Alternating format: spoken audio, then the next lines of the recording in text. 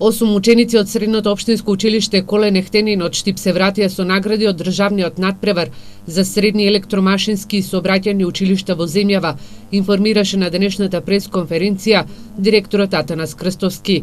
Според покажаното знаење, регионалното електромашинско училиште Колен Ехтенин е најдобро во екипна конкуренција. Образовен профил електротехничар и енергетичар, ученикот Герасимовски Васко, прво место. Образовен профил електротехничар за електроника и телекомуникација, ученичката Елена Илиевска, трето 2 клас, трето место, со тоа што да напоменам дека немаше второ и прво место.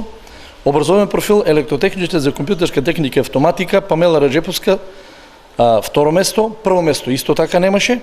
Образовен профил техничар за компјутерско управување, ученикот Дувчко Јованчев, второ место, прво место немаше. Образовен профил автотехничар мехатроничар, ученикот Трајков Даниел, второ место, исто прво место немаше. Образовен профил машинско-енергетски техничар, ученикот Иван Нацев, трето место, прво и второ место немаше. Што се однесува за тригодишното стручно образование, учениците Јасмин Илјазов и Дарио Петков освоиле први места.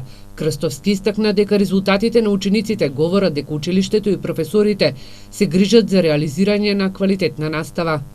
Да освоиш на државно првенство од 8 учесника, 8 награди, со тоа што можам да се пофалам слободно дека бидејќи во некои профили немаше прво и второ место, значи дека тие се апсолутни победници.